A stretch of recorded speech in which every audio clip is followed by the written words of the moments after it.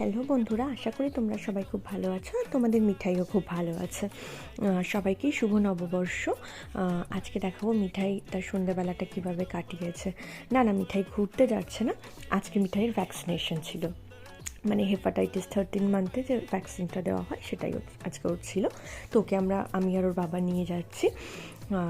মেয়েটা খুব এনজয় করতে করতেই যাচ্ছে, ও জানে না যে গেলেই এখনই ইঞ্জেকশন দেওয়া হবে, বাট এটা পেইনলেস ভ্যাকসিন ছিল।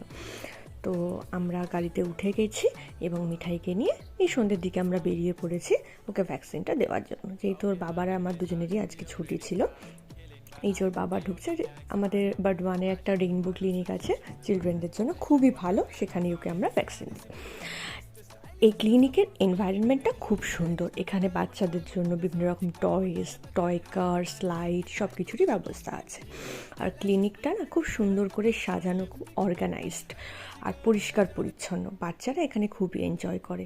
মিঠাই এখানে গিয়ে এই কারটা নিয়ে নাড়াচাড়া করছিল। অন্য বাচ্চারা একটু ওর তুলনায় বয়সে একটু বড়ই ছিল, কিন্তু মিঠাই একটু যেহেতু ছোটো ছিল, ওই কারে বসে বসেই মোটামুটি খেলাধুলো করছিল। বাচ্চারা এই এনভায়রনমেন্টটাকে খুবই এনজয় করে। দেখো মিঠাই কত এন্টারটেইন হচ্ছে, কত মজা করছে, আর ক্লিনিকটাও কত পরিষ্কার পরিচ্ছন্ন। মিঠাই এখানে গিয়ে তার অনেক ফ্রেন্ডদের পেয়েছিল, যাদের সঙ্গে ও খুব খুশি খুশি মনে খেলা করছিল। তারপর একটা গ্রিন বল নিয়ে খেলতে খেলতে মেয়ে ধপ করে মাটিতে পড়ে গেছিলো।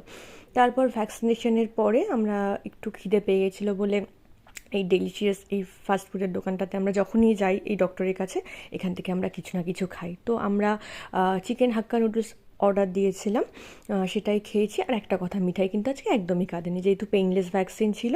তারপর মা মেয়ে মিলে আমরা দুটো ক্লিক করে নিলাম। আজকের ভিডিও এতটাই, টাটা, বাই বাই।